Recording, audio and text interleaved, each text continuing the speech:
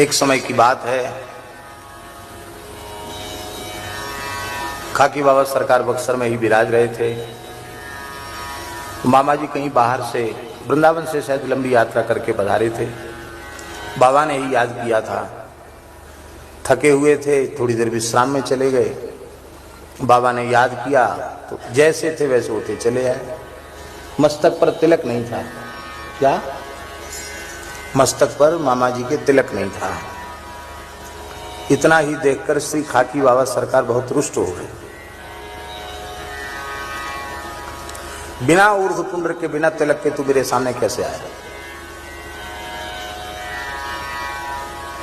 बिना तिलक के मेरे सामने कैसे आया? अपार गुरु निष्ठा थी पूज्य मामा जी में। आप हाथ जोड़कर बोले, गुरुदेव गलती हो गई, प्रायश्चित बताओ। कोई प्रायश्चित नहीं, गंगा जी में कूद पड़ो, डूब जाओ गंगा जी में। बक्सर में गंगा जी कितनी अथाह है, आपने देखा होगा।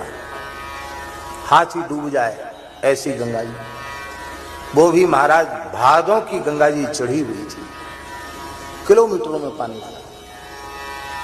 और जहां हमारे श्री खाकी बाबा विश्वामित्र इंटर कॉलेज है, वहां ऊंचाई से गंगा जी, बहुत गहरी गंगा जी है, वहां बड़ी ऊंचाई से मामा जी कूद गए। गुरुदेव की आज्ञा हुई, गंगा जी में कूद पड़ो, कूद गए गंगा जी।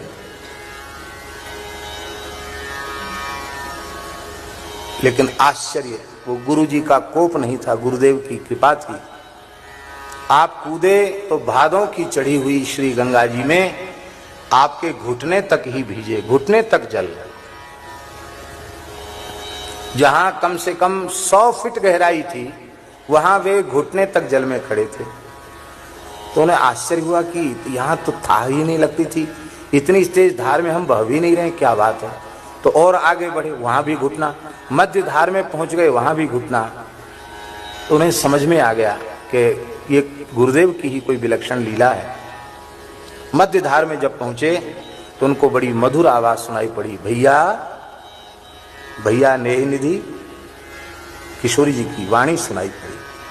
देखा तो साक्षात किशोरी जी ने हाथ पकड़ लिया, कहा भैया परीक्षा हो गई, आ जाओ। किशोरी जी हाथ पकड़ के लौटा किया। आपने गुरुदेव को प्रणाम किया, गुरुदेव ने हृदय से लगा लिया, बोले हो गया, संबंध पक्का हो गया। किशोरी जी ने भैया